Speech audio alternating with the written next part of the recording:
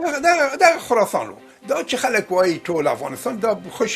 خبره ده. یعنی کابل کله هم د خراسان د تمدني هغه برخه نه وه واکمنۍ؟ نه کابل، نه قندهار، نه پنجشیر، نه دا ټول یو نه و. دلته مونږ یو یرغل سره مخامخ یو. د فارسیستان و یرغل په مقابل کې ولاړ یو. فارسیستان د ایران بزرگ د ایدئولوژي یو برخه ده. ولی دا خود مونږ هیواد دی کنه، دا نوم دی، دا تاریخي نوم دی، دا خود مونږ په وینو کې موجود دی.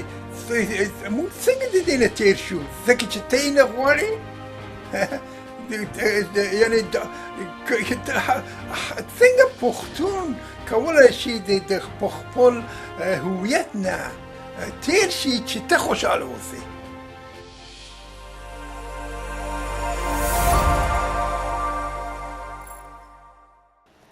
سلامونه. نن د ثبات په خپرونه کې می میلمه ډاکټر نور احمد خالدي صاحب دی چې د افغانستان د معاصر فکری بهیر یو مهم لیکوال، تاریخ څیړونکی او د تاریخي هویت د بحثونو له مخکښانو څخه دی. ښاغلی خالدي په خپل نوي اثر آریانا خراسان افغانستان کې د دې خاورې د نوم، هویت او تاریخي تسلسل په اړه ژور مستند تحلیل وړاندې کړی ده. دا کتاب یوازې د نومونو د بدلون کیسه نه ده، بلکې د یوې سیمې د تمدني حافظې، سیاسي تحولاتو او فرهنګي پیوستونونو د بیا لوستلو هڅه ده. په داسې وخت کې چې د افغانستان د هویت او تاریخي روایتونو بحثونو یو ځل بیا زور اخیستی ده، د ښاغلي خالدي څېړنه د نوې پوهې، دقیقو سرچینو او تاریخي مستند تسلسل له امله ځانګړی ارزښت لري. تر دې دمخه ډاکټر صاحب خالدي په یو بل اثر تاریخ مستند افغانستان کې هم پر همدې مسلو څېړنې وړاندې کړي دي. زموږ موخه په نن خپرونه کې دا ده چې د دې مرکې له لارې د کتاب اصلي مفاهیم، د لیکوال لیدلوري او هغه پوښتنې وڅېړو چې د افغانستان د تاریخي هویت په اړه د نوې څېړنې دروازې پرانیزي او دغه نوي بحثونه چې کوم شروع شوي دي چې ځینې د افغان هویت څخه انکار کوي، د پر کوم اساس باندې دي او ولې یا د دوی موخه څه ده. ډاکټر صاحب خالدي هرکلی درته وایم او مننه کوم چې زموږ بلنه مو ومنله. مهرباني. زه خوشحاله یم چې ستاسو په پروګرام کې ګډون کوم. تشکر، مننه ډېره زیاته. اوله پوښتنه به مې دی ډاکټر صاحب چې څنګه دغه تاریخي هغه ته بحثونو ته یا په دغو مسلو باندې د کتاب لیکلو ته څنګه تاسو مخه کړئ، یا چا وهڅولی یا چا مجبوره کړلی یا کم څه د انګېزه درکړله؟ مهرباني. ځکه چې دا د جمهوري د دولت د آغاز نه د افغانستان متاسفانه د یو کلتوري یرغل سبب شو د ایرانیان لخوا او په وطن کې د ایرانی عنصرو لخوا. هغه کسان چې ځان ایرانی بولي، ځان د فارسی د تمدن پلویان بولي، افغانستان د دې یرغل هدف وګرځي او د مونږ ملي وحدت، ملي هویت او د افغانستان تاریخ د یرغل سره مخامخ یرغل تر لاندې راغی. دا په ما باندې ډېر شدید اغېزه وکړه. دا خلک لک مجیب رحیمی و دا او نور دغه غونډې خلک پدرام نور چې دا د افغانستان ملي هویت تر یرغل لاندې راوړي، دا په ما باندې ډېره تاثیر وکړ او زه مجبور کړم چې د افغانستان د تاریخ او په باره کې ډېر ژور مطالعات وکړم، ډېر دقیق مطالعات وکړم او دا 14-15 کاله کېږي چې زه هره ورځ په همدې باره اوس کېدای شي اورېدونکو ته یا لیدونکو ته دا پوښتنه پیدا شوې چې ښه تاسو دا څېړنې وکړلې او انګېزه هم دغه وه چې تاسو ولیدل چې یو شمېر خلک د افغانستان پر تاریخ او د افغانستان پر هویت باندې تیری کوي یا نه مني یا تر پوښتنې لاندې راولي. څه مو وموندل په دغو کتابونو کې؟ هر سړی کېدای شي کتاب ته مثال لاسرسی ونه لري چې ټول کتاب ولولي. په دغو کتابونو کې مې څه وموندل په دې تړاو؟ دا ماته ثابت شو چې هغه بیان چې زموږ په تاریخونو کې موجود دي او د نړۍ په تاریخونو کې د افغانستان په باره کې موجود دي. لکه زه دلته لرم د ډېرو مهمو تاریخ پوهانو کتابونه په افغانستان په باره کې. دا ټول سم دي، دا ټول سم دي، دا ټول د افغانستان، دا چې وایي افغانستان د امپراتوري ځواکونو قبرستان دی، دا ټول سم دي. او دا خبرې چې دا نوې دا روایتونه چې د ایران د لوی ایران د پلویان لخوا کیږي، دا ټول مغرض دي، دا ټول غلط دي، دا ټول د افغانستان د خلکو د ملي وحدت د بربادولو هدف لري. د افغانستان د ارضي بشپړتیا مخالف دي، دوی غواړي تجزیه طالبان په دغه وروستۍ ادعاوې چې ځینې وایي چې افغانستان د شرقي ایران یو برخه و یا د شرقي ایران بولي یا د ایراني تمدن د فارس تمدن برخه و، تاسو دا ټول غلط دي؟ دا ټول غلط دي ځکه چې دا زما خبره نه، دا د تاریخ خبره ده. افغانستان هیڅ کله د ایران شرقي برخه نه وه. یوازې مونږ که تاسو داسې په نظر کې ونیسئ چې د هخامنشي دورې نه چې د 3000 کالو مخکې شروع کېږي تر ننه پورې، دلته یوازې د هخامنشي دورې په وخت کې ایرانیان دلته په 300 کاله حکومت کړی. د هغې نه پس مونږ یوازې ساسانیان لرو چې د غربي افغانستان په سیمو کې حکومت کولو. پس د هغې نه مونږ نه لرو. پس د هغې نه مونږ یوازې دا صفویان وو چې راغلي وو تر قندهار پورې حکومت کولو. او دا څومره دوره وه؟ د صفویانو څومره دوره وه؟ د صفویه 200 کاله وو. مګر د هغې نه مخکې دا تیموریان چې وو دلته، دا غزنویان چې وو، دا سلجوقیان چې وو، چې دا غوریان چې وو، دا ټول د همدې مملکت نه پاسېدلو دا حکومتونه لکه غزني، لکه هرات، د دې ځای نه دوی حکومت کولو په نورو ساحو باندې چې ایران هم جزو. یعنی که مونږ حساب وکړو ایرانیان سره چې څو کاله د خلک د دې افغانستان نه په ایران حکومت کړي او څو کاله د هغې نه په افغانستان باندې حکومت کړي، مونږ په زیاتي راځو. یعنی افغانانو ډیر حکومت کړی دی یا د افغانستان په خاوره کې چې کوم حکومتونه وو پخوا، کوم امپراتوري جوړې وې، هغو ډیر وخت په ایران تر تسلط لاندې وو، برعکس د هغوی په نسبت باندې. برعکس. سو دا خبره چې دا ایران شرقی دا بالکل خوشم بیزا، دا د ایران بزرگ د ایدئولوژي او برخه ده. او دا نوې ده که پخوا دا خبرې کېدلې؟ نه، دا دا خبرې نه وي. یعنی دا خو ایران په دلته دوه څه لرو، مونږ هویت لرو، یو ایرانی هویت دی، یو افغانی هویت دی. ایرانی هویت پر شیعه اثنا عشری باندې ولاړ دی، د فارسی په ژبه ولاړ دی. د افغاني هویت چې دی دا د اسلام حنفي مذهب هویت پورې ولاړ دی. او د افغاني هویت هم دوه شعبې لري. یو شعبه د خراساني فرهنګ دی، کلچر دی چې مونږ تر اوسه ساتلی دی، او د پښتو او د پښتونولي د پښتو ژبې فرهنګ دی. یعنی دا دوه لوی کلتوري شعبې دي چې په افغانستان کې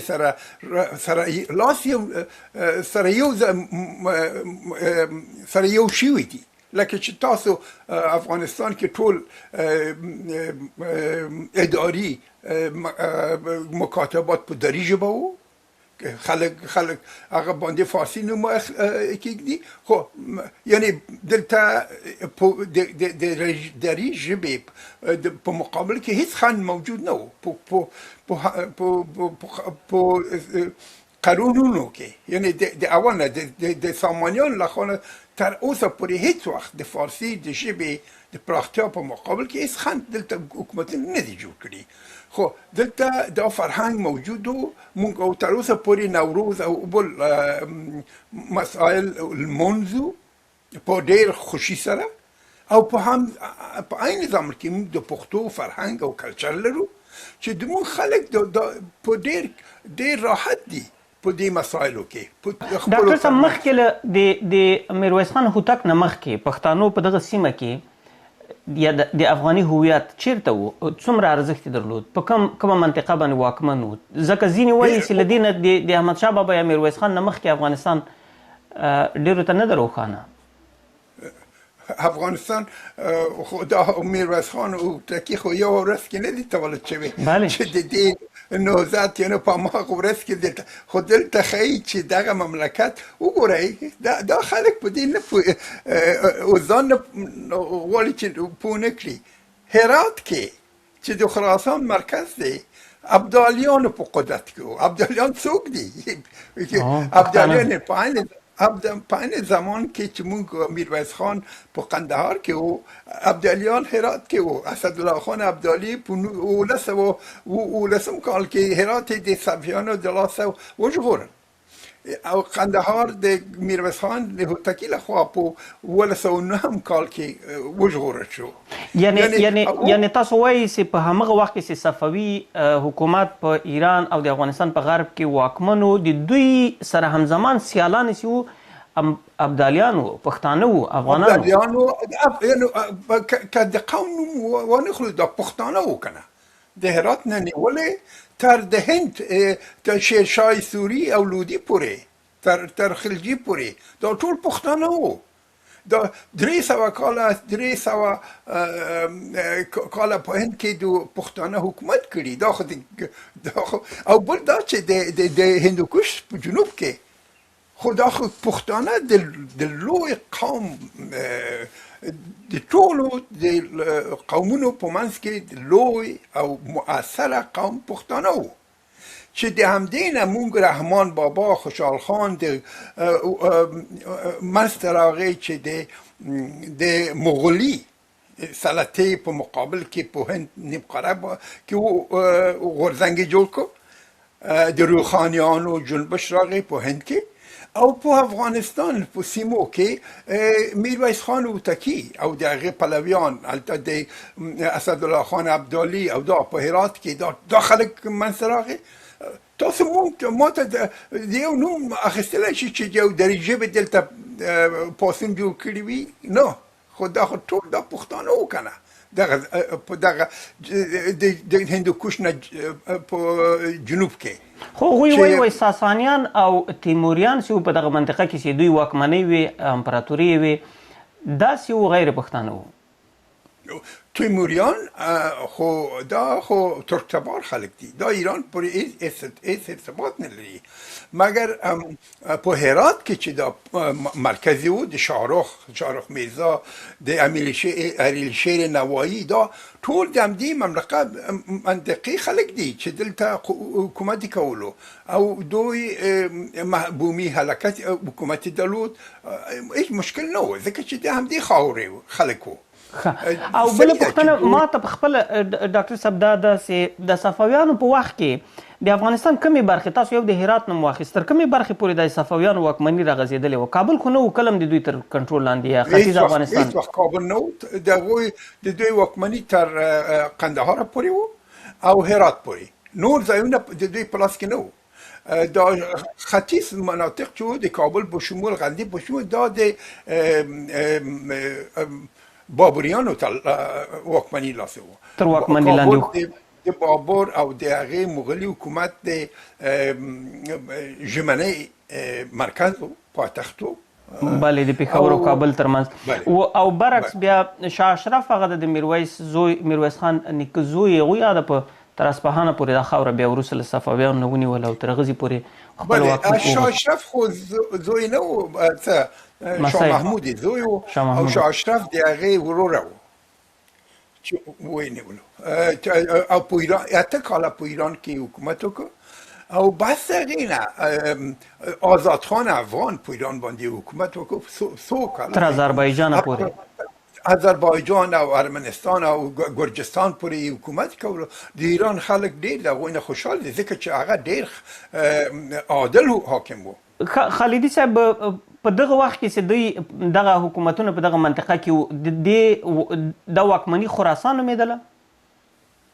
نه، جالبه داده چې د صفویانو په وخت کې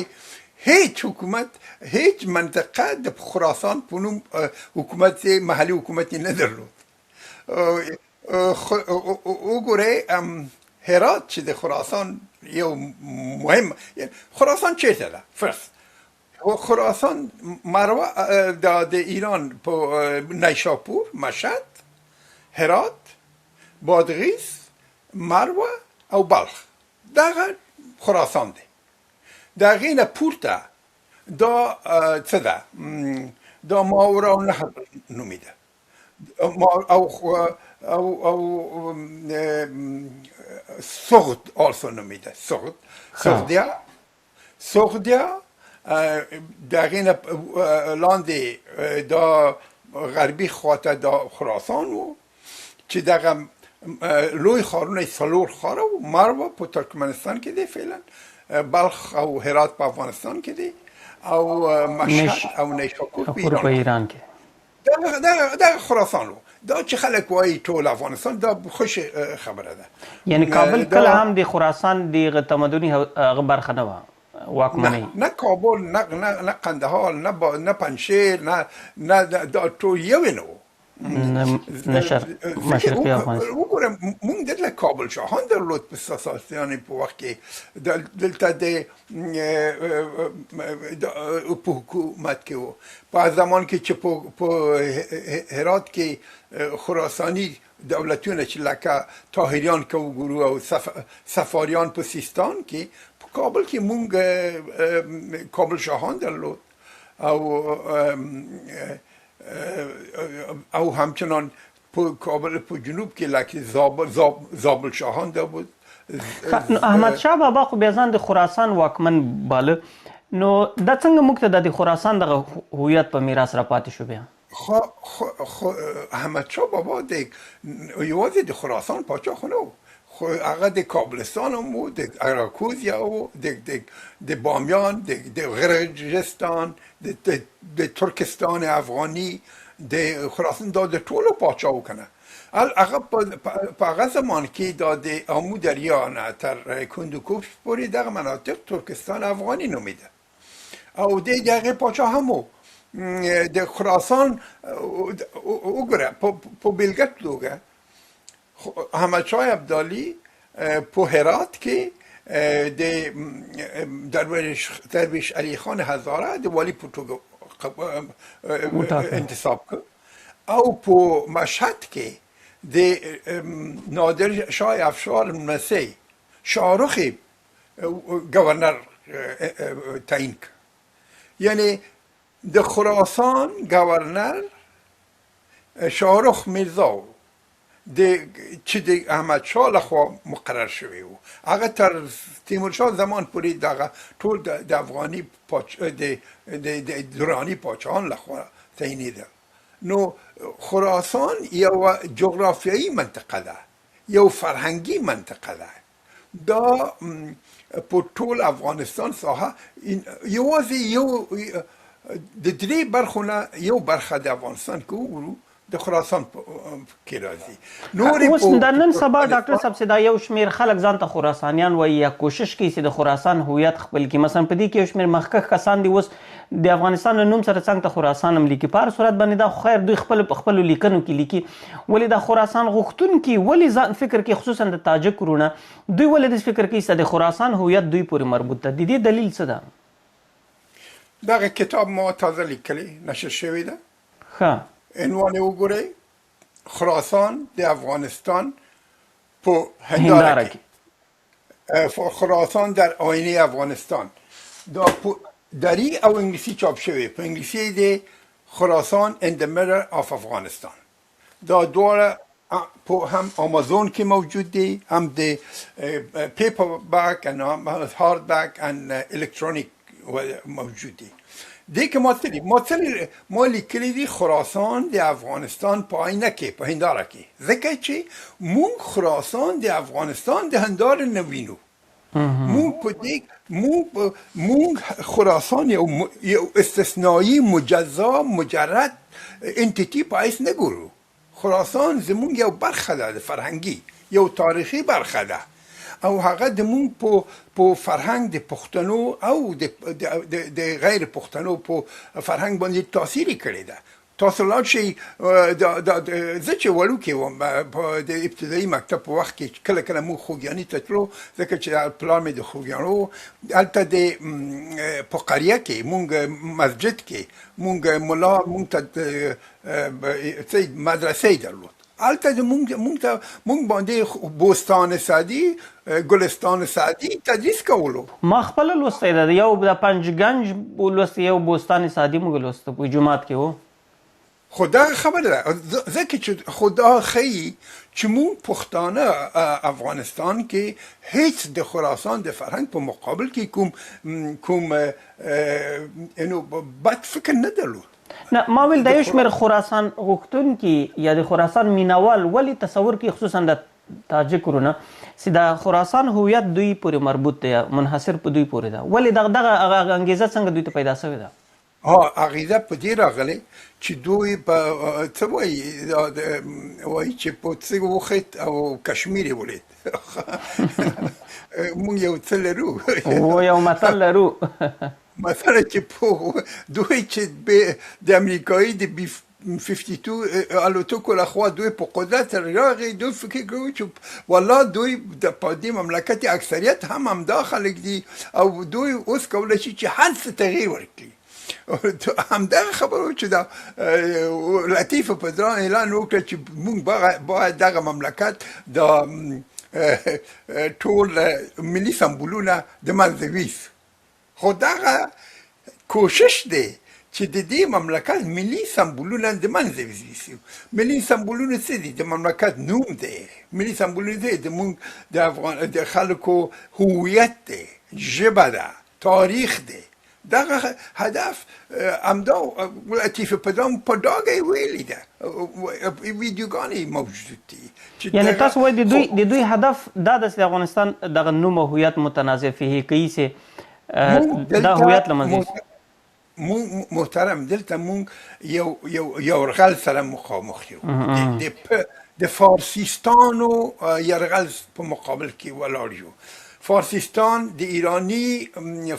ایران بزرگ د ایدئولوژی یو برخه ده. یعنی ما اول مخکې چې د ایران بزرگ ایدئولوژی یا د ایران ملی هویت ملی موضوع په دو بنسټونو ولاړ دی، یو د شیعه د مذهب په اساس باندې او بل فارسی ژبې په اساس، او بل د فارسی د ژبې. او دوی فارسی ژبه با آنکه دا ژبه د خراسان تللی هلته ایران ته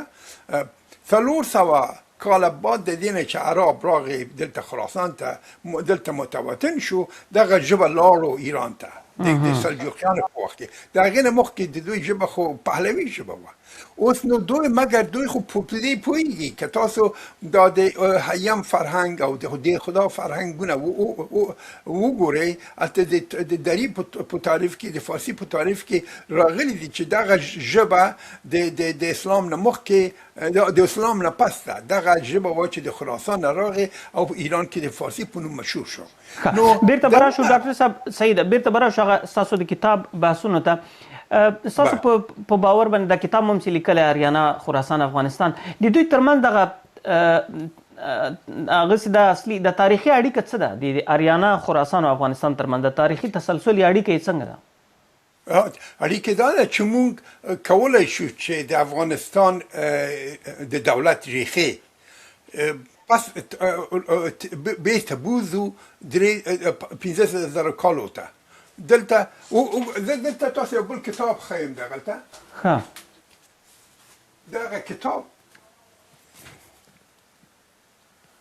یو جاناتن لی جاناتن لیو نیوزیلند کې ژوند کوي هغه لیکلی دی وګورئ دی وایي چې نوم د کتاب دی افغانستان A history from 1260 to the present. 1260 دی د افغانستان د دولت ریخه 900 کاله خو دا د دې کېږي دیگه همدغه تاسو د تر لودیانو سوریانو بوری پست شات بوزي ولی خو هم په همدې را تر سره مونږ وګورئ مونږ په دغه مملکت کې چې کوشانیان درلود یفتلیان درلود خو یفتلیان کوشانیان د څوک پاچاهانو د ایران پاچاهانو د فارس پاچاهانو د هند پاچاهانو که نه دا خو د دې خلکو چې مونږ اوس نوم افغانستان مشهور دی په دنیا کې د دې خاورې پاچاهانو که نه خو دا چې 3,000 کاله مخکې دوی حکومتي کوو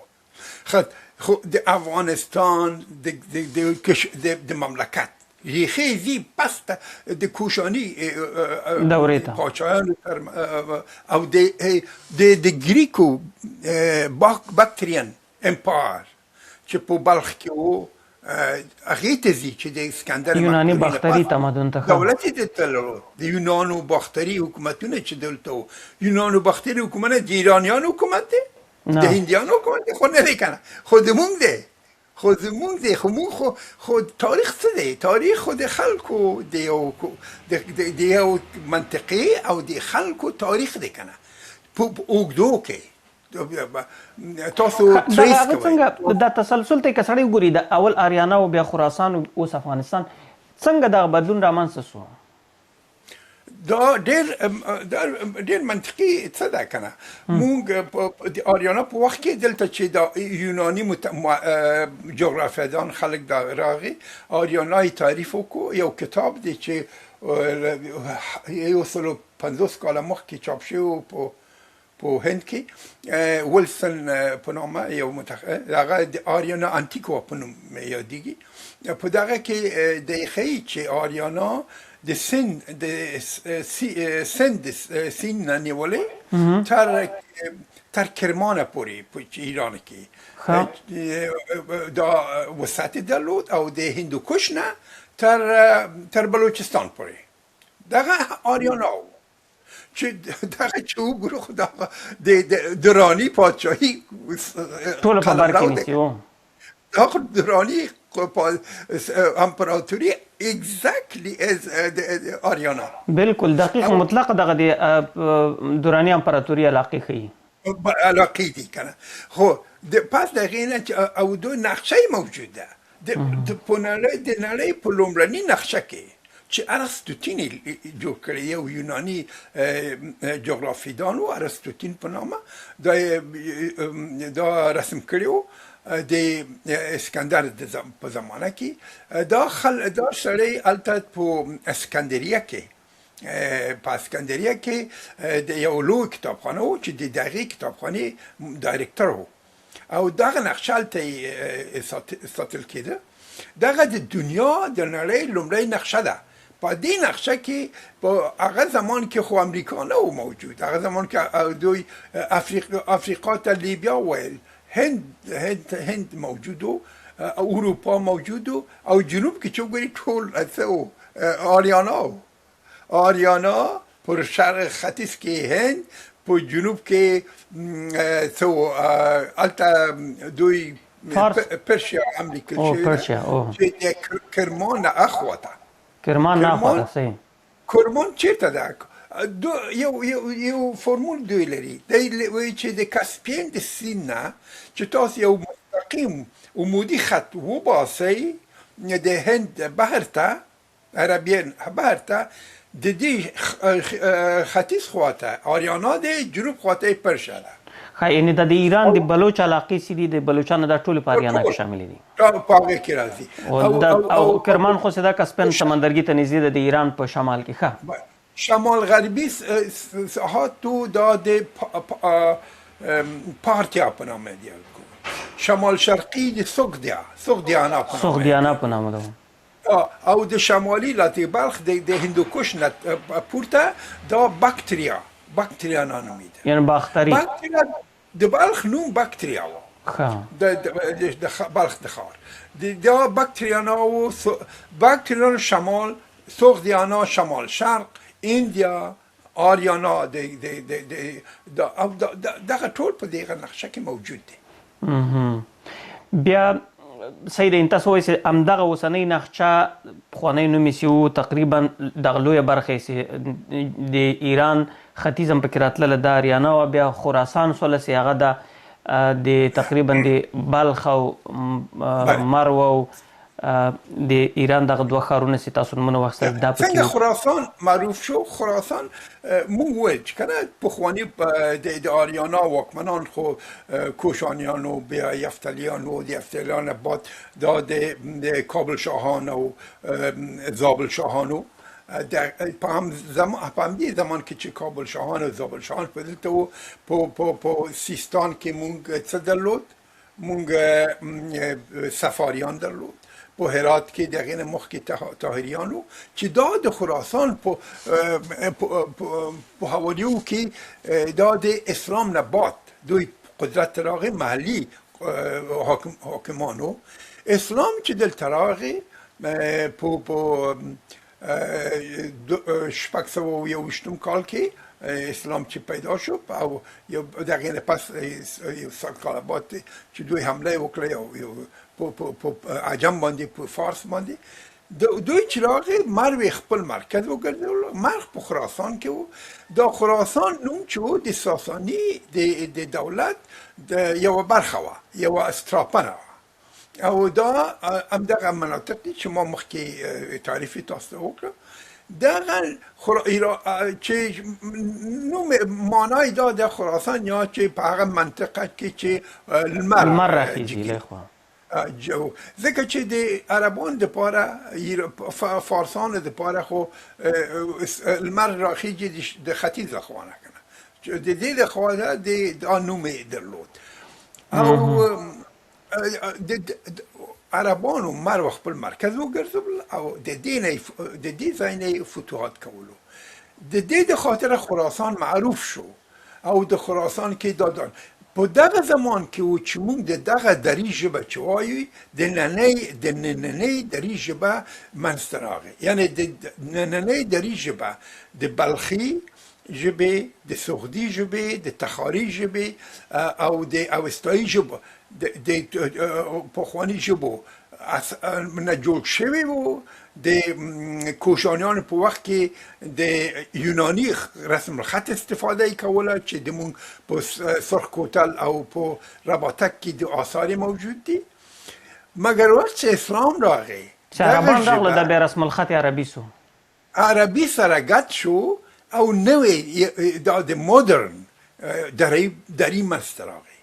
مدرن دري د عربي او د عربي لغات ونیو، د عربي د طاهریان په وخت کې د طاهریان وخت بله. او د افغانستان نوم سره منسوس خو لوی بحث په دغه نن سبا کې د افغاني هویت او د افغانستان د نوم په تړاو ده.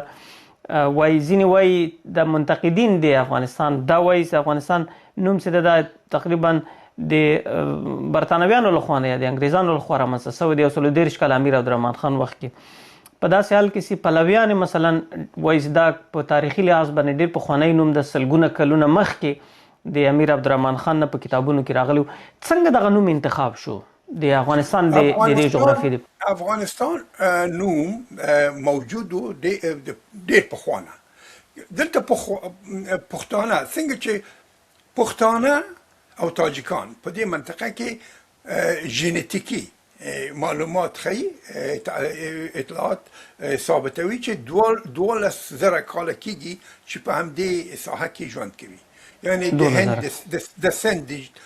د سیند په شاوخوا کې پښتانه ژوند کولو د 12,000 د زراعت او د مس د برونز د اصل نه ژوند کولو خو دوی خو ژبه خپل درلود چې د ژبه تکامل وموند د پښتو ژبې په اساس نو افغان دا پښتون خلک دلته موجود وو دا پښتون خلک دلته موجود وو او په تاریخي لحاظ په سانسکریت کې مونږ او ریګویدا کې کتابونو کې موجود دي د اوغان افغان دغه نمونه چې خلک وایي دا د افغان پخواني نمونه دي افغان د معرب دی د همدې اوغان ځکه چې عربانو پین لري عربي کې پین نشته او وقت چې پین نشته هغه افغان ورته وویل کنه نو دغه نوم هغوی د فارسیانو لخوا پارسیانو لخوا دا د پامدې خلک چې په دغه منطقه کې د ټولو لوی قومو په دې باندې دوی کېښودل نو مګر او د دوی د مملکت چې دوی افغانستان په نامه پیژندلو مثلا سیف هیروی چې د هرات د کرد د حاکمانو په زمان کې کتاب لیکلی و دا د مغولانو په زمان کې د مغول د دورې د حاکمانو مګر لوکل حاکمانو اهل کرد په هغه وخت کې دا لیکلی و په هغې کې وایي چې ملک شمس الدین لاړو افغانستان ته ملک شمس الدین د اهل کرد یو پاچا و چې دی تللی و افغانستان ته او د دې منظور افغانستان کوم دا ټول پښتونخوا مناطق دي چې دا د سوات نه نیولې تر قندهار پورې دا غځېدلي دغه مناطق ته دوی افغانستان ویل یعنی نوم موجود و په هغه وخت کې د سیف هیروي په کتاب کې دا لیکل شوی ده اولین بار په دري ژبه یعنی موجود دی په انګلیسي ژبه دغه کتاب زه لرم دلته تاسو وګورئ دا په کتاب په 1982 کال کې لیکل شوی ده 1982 کال دا ولې کې دا ډېر مهم دی ځکه چې دا د تیمورشاه دا د اعلی حضرت احمد شاه بابا د زوی تیمورشاه مولینا شل کاله مخکې اپاستا دا لیکل شوی دی A journey from Bengal to England through the northern part of India northern part of India, Kashmir, Afghanistan and Persia and into Russia by Caspian Sea. دا نفر چې دا لیکلی نوم جورج فورستر دی جورج فورستر دا په 2 والیوم دي 2 والیوم لرم دا یعنی دا لومړنی کتاب دی لومړنی کتاب په دنیا کې دی چې د افغانستان نوم په رسمي توګه د هغې په عنوان کې راغلی یعنی د امیر عبدالرحمن خان د واکمنۍ نه پوره 100 کاله مخکې بله ما تاسو هم دا وایم په 1802 کې دا کتاب چاپ شوی ده 1902 کې چاپ شوی 1902 کال کې دا راغلی د تیمورشاه په وخت کې کابل ته راغی په یو قافله کې لاړو کشمیر له خوا نه هغه په خپل کتاب کې لیکلی دی چې د کشمیر نه افغانستان ته داخل شوی بله کشمیر ته لاړو هلته په کتاب کې لیکلي چې د کشمیر والي چې دی د افغانستان د پاچا له خوا نه انتخاب شوی دی او وایي چې دلته دا د امیر دوست محمد خان ورور دلته والي و خو په څه کې په کشمیر او دی راځي دلته او بیا نه دا هغه ډېر پسته دی بل چا والي و چې د تیمورشاه له خوا تیمورشاه وخت و د امیر دوست محمد خان نه مخکې و هغه مخکې دی تیمورشاه له خوا نه هلته مقرر و او بیا راځي کابل ته د تیمورشاه په باره کې خبرې کوي او وایي چې دا څنګه پاچا و څنګه عادل خلک سړی و دا خبرې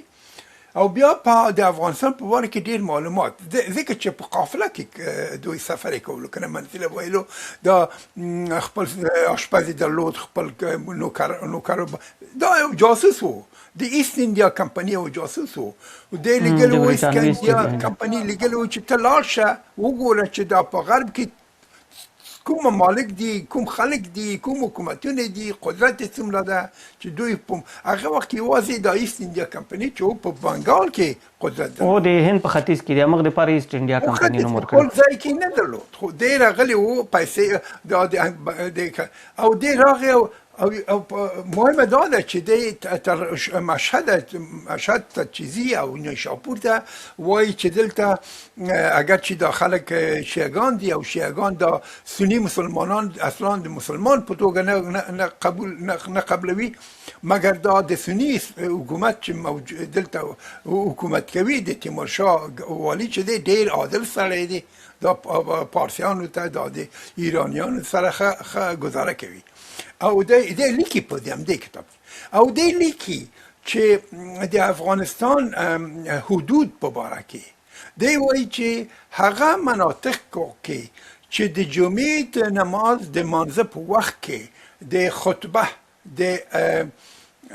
امیر د اعلیحضرت تیمورشاه باندې په نامه ویل کېږي هغه د افغانستان د دولت قلمرو دی په همدې اساس په همدې فرمول باندې دی وایي چې د کشمیر نه نیولې تر ملتان پورې او تر قندهار پورې او د او حتی د په بلوچستان کې په ډېر مناطقو او د بالاخره تر نیشاپور پورې دا ټول د افغانستان د دولت قلمرو دی په دې کتاب کې په هر صفحه کې د افغانستان نوم راغلی دا چې بعض خلک پیدا شوی د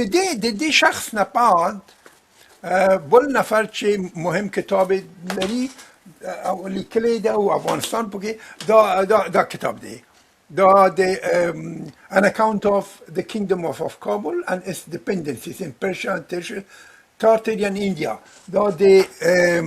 مون ستوارت الفنستون کتاب دی چې دی ودیش کال بعد د جورج فورس نه ترنه د عراق څخه پیښور ته راغی د اعلیحضرت شاه شجاع په وخت کې راغی او دلته رسمي په توګه د هند د سفیر په توګه راغی او دې سره یو لوی هیئت و 100 نه هم زیات پکې گارد تشریفاتی موجود و که متخصصین و دموگرافران و د زراعت متخصصین و د انتروپولوژی خلکو دوی په افغانستان کې تیت شو یو کال کې افغانستان کې دوی تحقیقات وکړي دو اولین شخص دی چې د افغانستان نفوس په باره کې احصایه لیکلی او د قومونو په احصایې دا نشر کړي دلته په دې کتاب کې او یعنی دای د په دې او 1310 شاوخوا کې افغانستان ته راغلی د 1310 شاوخوا کې صحیح ده وروسته د افغانستان نوم تقریبا رسمي په د نوې دنیایي سیستم رامنځته د موډرن سیستم د دولت ملت د 1900 نه وروسته په اروپا کې بیا همداسې آسیا ته راورسېد په دې سره د افغانستان نوم او افغان هویت د افغانستان هویت سو د افغانستان نوم سو لاول نم د مسله لکه دا اوس ځینې هغه منتقدین لري لاول نه هغه درلود د قومي لحاظ باندې مخالفین درلود یا منتقدین درلود کنه هغه وخت دا مشکل نه و دا اوس د بهرنیو مداخلو او جنگونو د دې په نتیجه کې دا شان رامنځته سول مونږ تر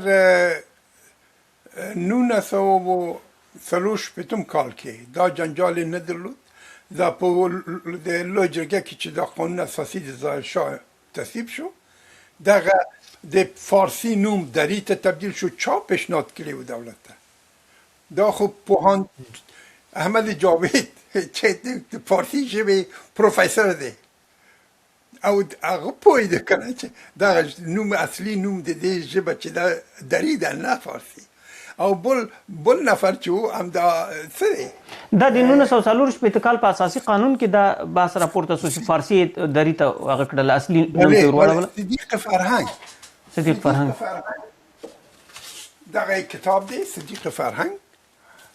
افغانستان په در 5 قرن اخیرو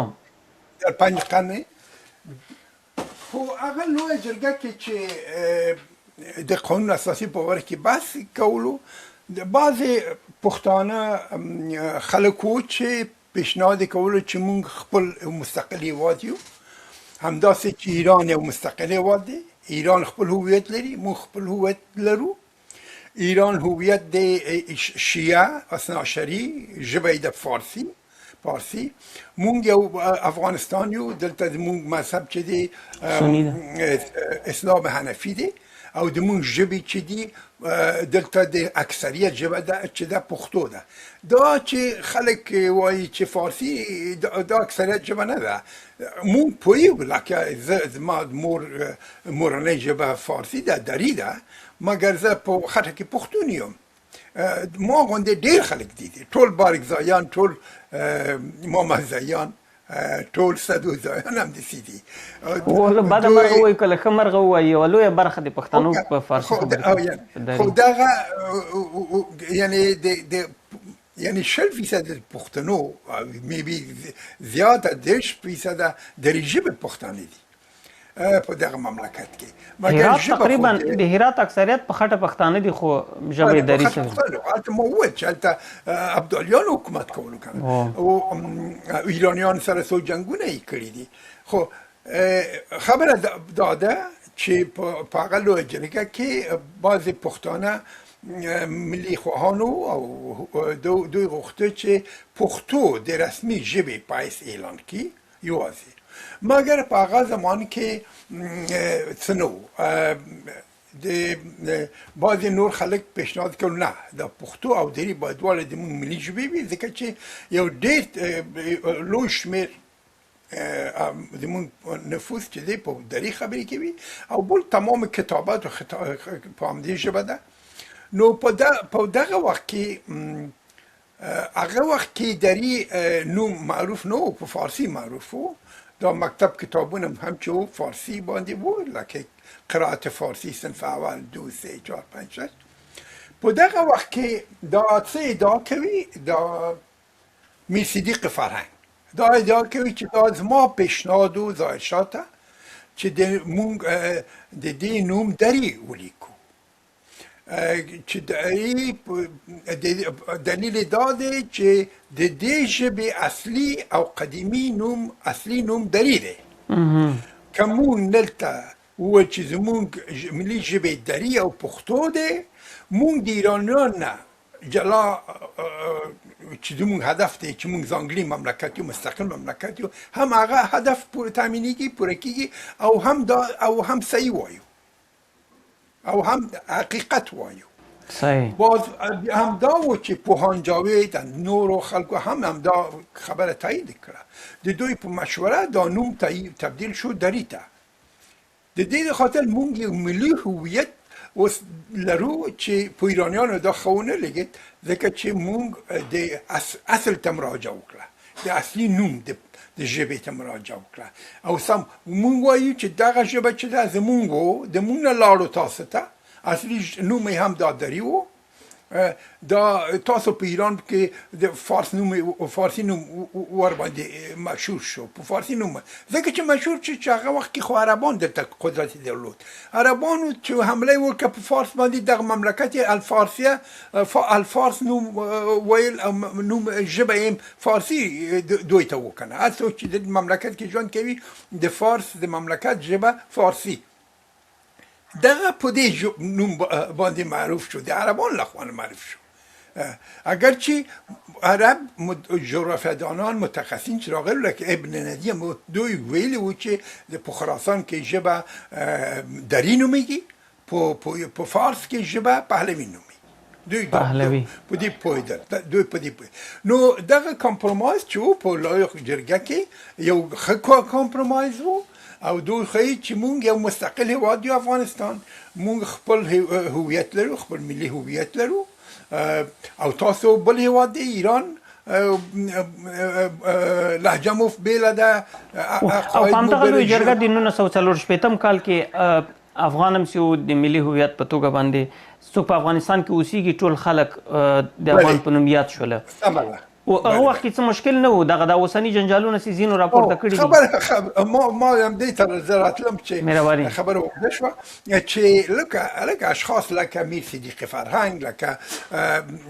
پوهان جاوید، لکه دا نور کسان چې لوی دانشمندان چې په زمان کې وو، دغه دوی ته هیڅ مشکل نه و. حتی دغه مشکل په 2004 کال کې نه و. په 2004 کال کې چې د قانون کې په دې مسلې مشکل نه و. خو څوک دلته قاسمي فهمي، عبدالله همغه جلسه کې د عبدالحی خراساني دغه نور ټول همغه کې اشتراک درلود، دا هزارگان مشران چې دي د محقق دا ټول عملته وکنه، دوستم ټول دلته وو. خو دوی یو نفر تاسو اعتراض اوریدلی دي؟ خو نه، یو اعتراض موجود نه و. دا خود در توایم چې دا د ایرانی لوی جرګه چې زم ومه د خبريال په توګه باندې 2004 کال په هغه جرګه کې څنګه جرګه وګدم سوله یوازې هغه سی وغه څورته هغه د بحث موضوع ډېری جرګه وګد کړه، هغه د ملي سرود په مسله باندې وس، هغه په یو ژبه نه دوی لس په دوه ژبه په د افغان په مسله باندې هیڅ جنجال نه ټول دا ومنل سي د افغانستان ملي هویت د افغان وي. دا خو د ملي هویت او دا خو مونږ خلک په قومي توګه پښتون دي او تاجک دي، هزاره دي، ازبک دي، په تذکره کې واضح موجود دي. او دا سیاسي هویت ده، هغه شخصي و ده. اوس مګر ملت چې دی خو هغه افغان دي، ټول دنیا یې پیژني. اوس تاسو امریکا کې، جرمني کې، په فرانسه کې خو هغه خو نه وایي چې ته تاجک افغاني که ازبک افغاني، هغه تاسو افغاني. ایران کې وقتی وایي چې افغانی خلک خو ټول افغانان ته وایي، افغانه چې وایي دا په دیگه هزارگان شامل دي، ازبکان شامل دي، ترکمنان ټول شامل دي. سو یعنی د دنیا په مقابل کې دغه مسئله حل شوی مسئله ده. افغان د طبیعت د افغانستان موضوع ده، یعنی افغان د خلکو د طبیعت معناوي کوي چې هغه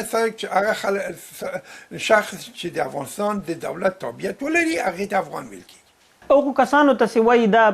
انګریزانو په دې کې لاس درلود دغه هویت په تحمیل کې یا پر منځ کولو کې د دوی په باور باندې تاسو موندنې څه کوي؟ دلته محترم، دلته خو مونږ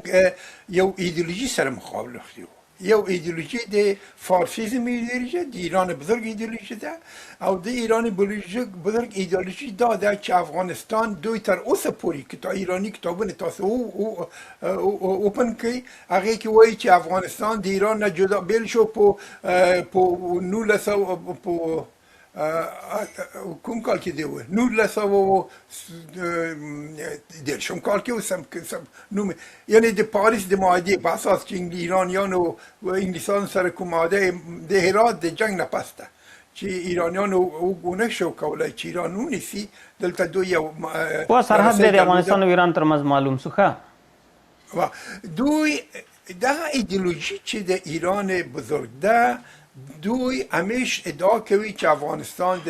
ایران برخه و اوس هم همدا آرزو ده چې بیرته د دوی سره یو ځای شي. تاسو وګورئ دا نجیب باروړ څه وایي د ایران د خامنه‌ای په مقابل کې وایي چې او بل چې وګورئ دا عزیز آریان فر او دوی څه وایي زموږ ایرانیان یو کنه، او دا بل پدرام څه وایي هغه ورته ویل چې دا د جرمني کې د فدرال طالبانو په جلسه کې دی وایي چې د هغه ورته نه چې افغانستان د ایران نه جوړ شوی د تمدن نه وروسته پاتې دی.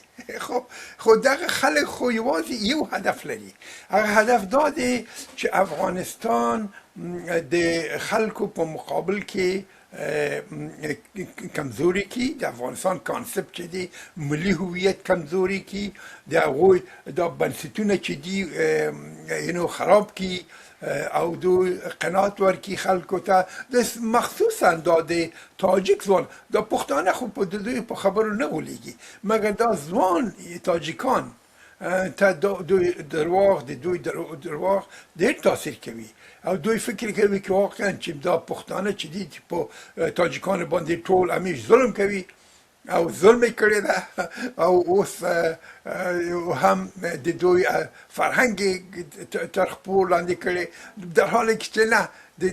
د فارسی فرهنګ د دری فرهنګ د خراساني فرهنګ تر اوسه پورې په افغانستان کې ډېر قوي دی. اوس آیا په دې افغانستان کې د قومي سیاست دا یو د اوس متاسفانه په دې د شوروي له یرغل نه وروسته دا مسله لږ توده سوله او اوس یې لږ پراخه کړې ده په بله معنا باندې د ټکنالوژي په دې کې خپل رول لوبولی ده. دا پخوانۍ پروژه ده یا پخوانی مشکل ده که وروسته را پیدا شوې ده؟ زه خو زما یادېږي خو دغه لانجې ستا متاسفانه دغه لانجې خو زه تاسو د ایران د فرهنګي یرغل نتیجه بولئ؟ تاسو بله تاسو د کارمل په وخت کې د کشمن په وخت کې دا مسائل موجود و خو نه و موجود کنه خو د اما وخت کې کشمن خو هزاره و کنه و صدر اعظم د مملکت څلور سوال سکاله لسکاله صدر اعظم و خود بابرک کارمل نه خو د شاه په وخت کې مو د دیموکراسي په لسیزه کې هم دا مشکلات رامنځته سوي و مثلا کابل پوهنتون د دې مرکز و د دې لانجو د دې مسائلو هیڅ لانجو دغه لانجې هلته موجود نه وي زه خو په که د قومي مسایل نه و پکې هلته سیاسي مسایل و د 1348 نه تر 1352 پورې خو زه په کابل پوهنتون کې وم او یعنی د دیموکراسي په اوج کې دا ټول جریانات چې هلته موجود دا خلق و پرچم و شوري جاوید هلته ملي هویت هیڅ د بحث موضوع نه وه هیڅ به هیڅ توګه د ملي هویت موضوع یو سیاسي موضوع نه و یوازې کس چې په دغه باندې بحث پورته کړ دا څه و د پرچم یو عضو چې ستم ملی منصر باندې خبرې بدخشی طاهر بدخشی مګر دا سبب شو چې خپل ځان تجرید کی حتی د ماغه هیڅ نه د وستل شو چې د پرچم وزبو یعنی زه درته وایم چې حتی دومره د پلویان نه درلود په ماغه هیڅ کې چې بابرک رئیس و کنایتای معاون و چې هغې پلویان پیدا کی تجرید شو د منځه لاړو یو very small اقلیت په حزبیانو کې و یعنی هیڅ تاسو اخبارونه ولولئ خلق ولولئ پرچم ولولئ شعله جاوید و مساوات ولولئ گهیز او دا نور البته کلکسیونونه په انترنت کې موجود دي تاسو یو مقاله پیدا کولی نشي چې هغه په هغه کې د موضوع ملي موضوع هویت موضوع د بحث سوي د یو معضله وي یو مقاله مې په یاد ده چې په پرچم کې نشر شوی هغه هم فکر کوم د سلطان علي کشمن لیکلی و که بابرک لیکلی نوم یې و حل مسئله ملی در افغانستان حل مسئله ملی او هغوی پیشنهاد کړو چې دا مسائل ملی چې دي دا د تفاهم لارې با د حسن نیت لارې د خبرو لارې باید حل شي دا یوه مقاله و ما به هیڅ د موضوع دا مطرح نه و یعنی وګورئ افغانستان دا درې سوه کاله کېږي چې موجودیت لري یو جنبش دلته د تجزیه طلبي دلته په دې مملکت کې نه دی موجود منځته راغلی دا مقابل کې وګورئ یوګوسلاویا په یو ضربه د منځه لاړو په دولس حکومت دولتونو تبدیل شو چکسلواکیا څنګه اتحاد شوروي څنګه څه ور باندې راغی سودان ختیځ تیمور دا ټول ډېر ممالک دي لکه اتحاد شوروي دی بل مثال دی دا پاکستان او بنگلاديش تقریبا افغانستان هیڅ که دا مسائل په دې کې حتی وګورئ دغه موږ انتخابات 2009 2014 2019 انتخاباتو کې آیا موضوع تجزیه طلبی یا فدرالیزم د دې انتخاباتو موضوع و نه و کنه د فدرالیزم نو یو موضوع د انتخابات یعنی تاسو ډېر اندېښنه نه ده پکار دغه خلکو ته دا یو وړوکی قتله ده کېدای شي دا یو ځان تجدید کړي افغان نه یم خو نه لار دی د دې مملکت ته وتلي دوی خلک په داخل د افغانستان کې په خوشحاله یو بل سره ژوند کوي پښتانه بلوچ سره هزاره سره ازبک سره تاجک سره ټول سره دا چې اختلافونه لري طالبان سره هغه بله موضوع ده اختلاف طالبان سره دا خو یوازې د تاجکانو خو نه ده کنه خو پښتانه هم ورسره اختلاف لري. زه به وروستۍ پوښتنه وکړم ډاکټر صاحب ستاسو له وخت نه ډېر زیاته مننه. وروستۍ پوښتنه به وکړم د افغان هویت مخالفین وایي که دې کې مشکل نه وي پښتانه ولې ډېر په ټینګ دي؟ ولې دا خو زموږ هېواد دی که نه دا یې نوم دی دا یې تاریخي نوم دی دا خو زموږ په وینو کې موجود دي موږ څنګه د دې نه تېر شو ځکه چې ته یې نه غواړې یعنې څنګه پښتون کولی شي د خپل هویت نه تېر شي چې ته خوشحاله اوسې او داسې هم نه ده چې په دې هزاره او تاجک او ازبک او په دې نورو کې هم لویه برخه اکثریت په همدې باندې ویاړي افتخار کوي هغوی هم د خپل هویت ګڼي او بله دا چې که په دې کې یو لږ حقیقت موجود و مونږ به د عالمانو په سویه دانشمندانو څوک د څېړونکو محققینو په مونږ به ورباندې فکر کړو چې په دغه ارګومنت کې یو حقیقت موجود دی مګر په دې کې حقیقت موجود نه دی که نه دا خو ټول د یو وګورئ مونږ خو افغانستان خو یو جزیره نه ده په دنیا کې چې د نورو حوالو نه مستثنا وي روسیه وایي ولې مونږ ورته روسیه وایو ځکه چې روس یو قوم چې دی هلته اکثریت دی حاکم قوم دی ولی مونږ ته فرانسه وایو ځکه چې فرانک لوی قوم همالته فرانکان دي که نه ژبه فرانسه ده هغوی پاک جرمنان څوک دي خو جرمني خو د جرمن قوم مملکت دی که نه دولت دی دوی چې ترکیه د ترکانو مگر په ترکیه کې نور خلک نه اوسېږي مگر روسیه کې نور خلک نه اوسېږي مگر په فرانسه کې نور خلک نه اوسېږي خو اوسېږي که نه خو مونږ باندې ولې ګوته دا تاجکستان په نړۍ کې اویا او استاد ستاسو خبر دقیق نړۍ کې اویا هیوادونه دي یعنې تقریبا د نړۍ درېیمه برخه هیوادونه همداسې قومي نومونه لري او دا په هماغه وخت دا طبیعي ده ځکه چې وګورئ تاسو مخکې د نیشن سټیټ موضوع یاده کړه نیشن سټیټ څه وایي نیشن سټیټ وایي چې ملي حکومتونه څه دي هلته چې دوی ملي وایي د دوی په معنا اما قوم دی په اروپا کې قوم نوم نه اخلي دوی وایي نیشن دغه نیشن هغوی د څه په عوض استفاده کوي د قوم په عوض لکه چې روسانو د کمونیستانو په وخت کې دا ټول ملیت‌های برادر که میگفتن خود قومونو ته وایي دا خو بل شی نه دی دا قومونو ته دوی ملیت وایي په اروپا کې دا د اروپایانو څه ده ترمینالوژي ده چې دوی وایي چې نیشن دا قوم ته وایي دوی حکومتونه چې یعنی مخکې پخوا مثال په توګه د دنمارک د پاچا یا د هالند د پاچا کورنۍ د کاکا زوی په اسپانیا کې پاچا و د تره زوی په لندن کې پاچا و د زومې په اتریش کې پاچا و بلې دغه چې وقت تیر شو ملي حکومتونه راغی نیشن سټیټ راغی هر مملکت د اکثریت قوم په نامه منځته راغی لکه فرانسه لکه جرمني نیشن سټیټ راغی چې دلته د دې لوی قوم په قدرت کې دی د دې لوی قوم ژبه رسمي ژبه ده د دې لوی قوم مذهب چې دی رسمي مذهب دی دغه فرمول په ټولو دنیا کې تطبیق شو او دغه چې دغه درې خصوصیات لري د دې جغرافیه هم معلومه وه چې کوم حدود دوی لري دا نوې دولتونو خصوصیاتو خو موږ په افغانستان کې دا درلود کنه موږ د میرویس لخوانه دوی دا خلک چې دا خراسانیان دوی خو پدرام په جرمني کې وایي په دې وروسته کې د فدرال طالبانو په وخت کې چې احمدشاه ابدالي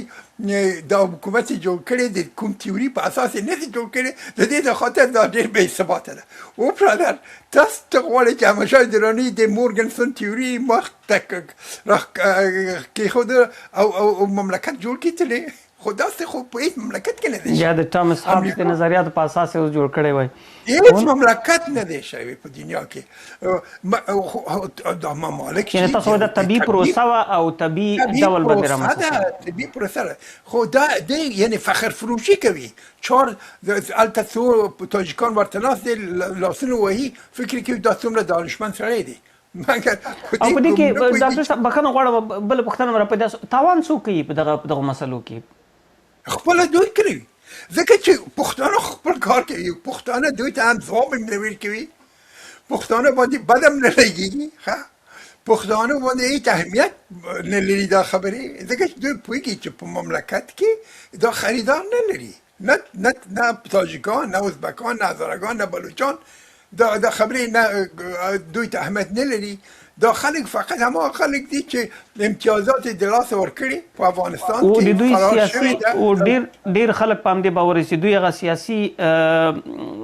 تګلارې چې وي هغو نتیجه ورنه کړله اوس غواړي د قومي کارتون استفاده وکړي د قومي مسایلو راپورته کړي او سیاست په دې ډول سره وکړي نو دا ډېر لوی بحث ته او ډېره زیاته مننه ډاکټر صاحب موږ باید سر کې مبارکي درکړې وای د کتاب خو بخښنه غواړو را هیره سوله بیا درته مبارکي وای د دواړو کتابونو د نشرولو او په دې هیله چې ډېرو افغانانو ته لاسونو پورې ورسیږي اوس د لاسرسي وړ ده په امازون کې نو ستاسو له وخت نه مننه راتلونکي کې به هم کېدای شي دغسې نور بحثونه بیا ولرو سره که خیر وي